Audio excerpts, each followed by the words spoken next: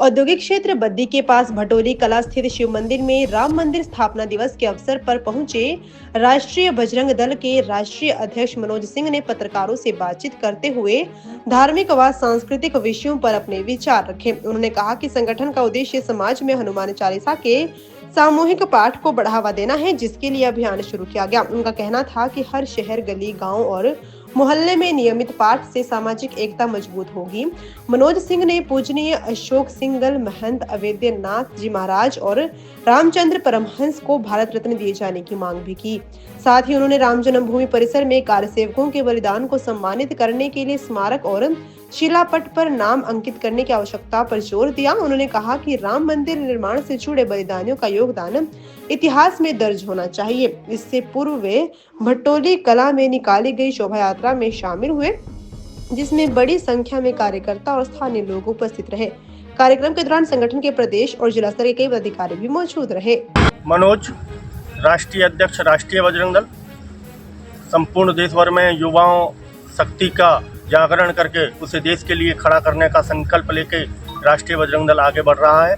आज यहाँ की टीम है, हमारे रामजी सिंह हैं, कमलेश जी हैं, इधर रामानंद जी हमारे पंजाब हरियाणा के संगठन मंत्री हैं, उधर हमारे गौरव जी हैं, और यह सब लोग आज बद्दी में बड़ा कार्यक्रम हुआ है, विशाल कार्यक्रम हुआ है। राम जी के जो मंदिर की प्राण प्रतिष्ठा हुई, आज के दिन भगवान राम लला विराजमान हुए, उसके दूसरी वर्षगांठ पर उत्साह मना रहा है हिंदू समाज।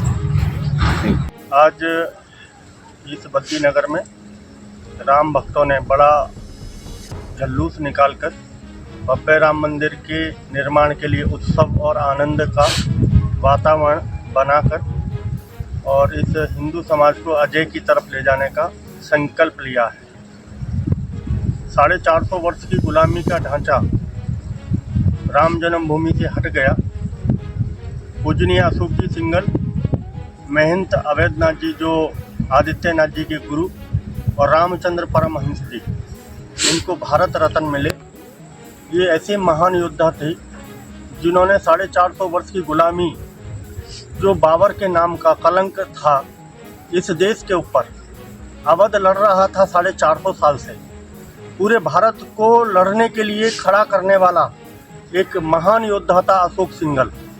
हमारी मांग है कि आज किसी न किसी को भारत रत्न दे दिया जाता है, जिन्होंने इस भारत की आत्मा को स्वतंत्र कराया। धार्मिक स्वतंत्रता, हम 1947 में स्वतंत्र हुए, पर आध्यात्मिक रूप से स्वतंत्र नहीं थे।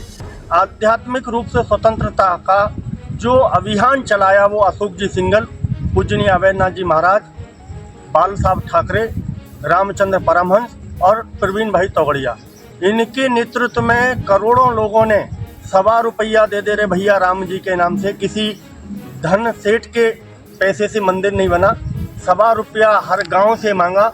उस समय की 6.5 लाख गांव से ₹1.25 रुपया इकट्ठा किया गया, करोड़ों लोगों ने वो पैसा दिया, उस पैसे से मंदिर बना। और हम मरने के लिए गए थे और हम मारने के लिए भी गए थे। हम उस बाबरी नाम के कलंक को ढाने गए थे। आज बाबर के नाम का अवध और राम जन्मभूमि पे कुछ नहीं है, भारत में उसका नाम लेने वाला नहीं है। राम जन्मभूमि पर भव्य मंदिर जो बना है, जो स्मारक बना है, वो करोड़ों कार्यकर्ताओं के बलिदान से बना है, किसी एक व्यक्ति के पैसे से नहीं बना है। लाखों लोगों ने संघर्ष किया है 450 वर्ष। तो यही आप सबसे अभियान का तहत है कि पूजनीय अशोक जी सिंगल, अवैधनाथ जी महाराज और रामचंद्र परमहंस जी को वह मिले। और जैसे एक इंडिया गेट बना हुआ है, इंडिया गेट आप देखेंगे तो उस पर ब्रिटिश जो सैनिक हैं उनके भी नाम लिखे हुए हैं।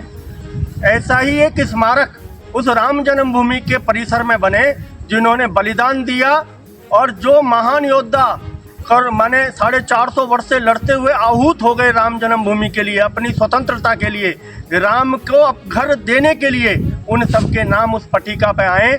यह मांग अंतर्राष्ट्रीय हिंदू परिषद, राष्ट्रीय बजरंग दल करता है। छोटी गली मोहल्ले की पट्टिकाओं पर नेताओं के नाम होते हैं, ये तो हमारे स्वाभिमान का प्रतीक है राम जन्मभूमि। और अंतर्राष्ट्रीय हिंदू परिषद, राष्ट्रीय बजरंग दल का संकल्प है कि काशी विश्वनाथ और मथुरा पर भव्य मंदिर बनाएंगे। ये हमारा वचन है कि इसी सदी में हम भव्य मंदिर का निर्माण करेंगे।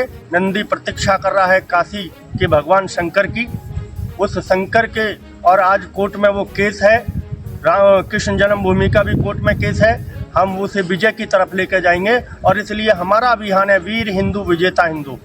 राम मंदिर बन गया, अब हम हिंदू को विजेता की श्रेणी में लेकर खड़े करने वाले हैं। कोई जिहादी हमारी बेटी को 35 टुकड़े या गटर में या किसी कन्हैया की धड़ से कलम माने सिर धड़ से जुदा करने की हिम्मत ना कर सके, इसलिए गांव-गांव में अभियान चला रहे हैं हनुमान चालीसा का। वह हनुमान चालीसा सुरक्षा का केंद्र बनेंगे, वह हनुमान चालीसा सहायता का केंद्र बनेंगे। हम एक मुट्ठी अनाज से लोगों को जोड़ने का यह संकल्प आज हजारों की संख्या में चल रहे हैं। जुम्मे की नमाज का विकल्प हनुमान चालीसा बनेगा इस देश के अंदर, तो बेटी भी सुरक्षित रहेगी, गाय भी सुरक्षित रहेगी और ये भारत की भूमि भी सुरक्षित रहेगी। नहीं तो बाबर और गौरी और गजनी की संतान इसको अफगानिस्तान बनाना चाहती हैं। जिस प्रकार से बांग्लादेश में 1971 में हमने पाकिस्तान को तोड़कर बांग्लादेश बनाया, दुनिया का सबसे बड़ा सैनिकों का समर्पण भारत के जर्नल के सामने हुआ, वही बांग्लादेश आज आंख दिखा रहा है, वही बांग्लादेश हमारे दूतावास पर हमला कर रहा है, वही बांग्लादेश हिंदुओं को जिंदा जला रहा है, वही बांग्लादेश हमारी बेटियों की इज्जत लूट रहा है, जिनकी खातूनों की इज्जत बचाने के लिए मेरे ही भारत का सैनिक लड़ रहा था और मर रहा था। आज वो बांग्लादेश को खत्म करने का संकल्प भारत सरकार ले, उनका नमक बंद कर दे, पानी बंद कर दे, चावल बंद कर दे। एक दिन में बांग्लादेश समर्पण कर देगा और बांग्लादेश नहीं मानता है तो 4 टुकड़े करके, जैसे 71 में किए थे हमने 2 टुकड़े करके, एक पूर्वी पाकिस्तान और एक पश्चिमी बनाया था बांग्लादेश के रूप में, वैसे ही 4 टुकड़े करके बांग्लादेश को इस नक्शे से समाप्त कर देना चाहिए। एक सर, जो धर्म परिवर्तन को लेकर कुछ लोग लगे हुए हैं, जैसे गरीबों को लालच देकर, यह जो ट्रेसा नाम की महिला इस देश के अंदर आई थी, वो कोई सेवा के लिए नहीं आई थी। उसने महात्मा गांधी से भी कहा था कि मैं कोई मेरी दुकान जहाँ मीठे पकवान होते हैं लोग वहीं आते हैं, तो वह लालच दे के धर्मांतरण कर रही थी। आज वो धर्मांतरण का खुलासा पूरे भारत में हो गया है। हमें घर वापसी करनी है। जिन्होंने मतांतरण किया, हमें घर वापसी करके, और इसका अभियान हम चला रहे हैं। और हनुमान चालीसा से ही और हिंदू बचेगा, क्योंकि हिंदू जब अपने सनातन से जुड़ेगा, अपने संत से जुड़ेगा, अपनी परंपराओं से जुड़ेगा, अपनी बेटी की रक्षा से संकल्प लेगा, गाय की रक्षा से जुड़ेगा, तो धर्मांतरण भी बंद होगा और भारत भी सुरक्षित होगा।